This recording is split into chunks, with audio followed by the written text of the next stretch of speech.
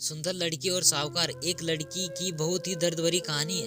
एक व्यापारी ने किसी धनी साहूकार से ब्याज पर पैसा उधार ले रखा था, लेकिन व्यापार में नुकसान हो जाने की वजह से वह साहूकार को पैसा लौटा नहीं पा रहा था। व्यापारी की एक बहुत ही सुंदर बेटी थी। साहूकार बड़ा कुटिल था।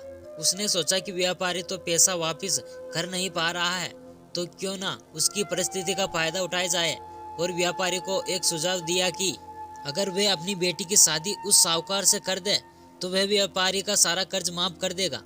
व्यापारी बेचारा मरता क्या ना करता। उसने अपनी बेटी को सारी बात बताई। समस्या बड़ी थी। साहूकार अंधेड़ उम्र का कुरूप व्यक्ति था। अब उस बेटी के आगे दो ही रास्ते थे। पहला, या तो साहूकार से विवाह करने से इनकार कर दे और अपने पिता का कर्ज में दबा रहने दे। दूसरा, साहूकार से खुशी से विवाह कर ले ताकि उसका पिता स्वतंत्रता से रह सके। लड़की ने साहूकार के आगे एक शर्त रखी कि साहूकार एक थैला लाए और उसमें दो गोलियां डाले, एक सफेद रंग की तथा दूसरे काले रंग की। इसके बाद लड़की उस थैले से आंख बंद करके कोई एक गोली निकालेगी। गोली अगर काली निकली तो लड़की साहूकार से विवाह कर लेगी और उसके पिता का कर्ज माफ कर दिया जाएगा।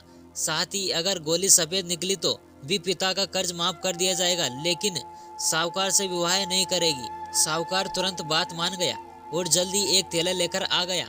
अब वे जब थैले में गोलियां डाल रहा था तो लड़की ने देखा कि साहूकार ने चालाकी से दोनों गोली काली ही थैली में डाल दी। अब लड़की परेशान हो गई कि अब वे करे तो क्या करे। साहूकार का भांडा फोड़ भी दे तो वे दूसरी किसी चाल में उसको जरूर फंसाएगा।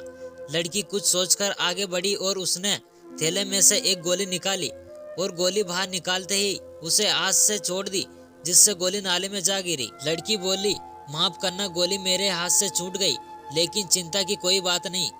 थैली में अभी दूसरी गोली भी तो होगी, उसे देख लेते हैं। अगर गोली काली निकली तो मैंने सफेद गोली उठाई होगी और थैले में गोली सफेद ही निकली तो मैंने काली गोली उठाई होगी।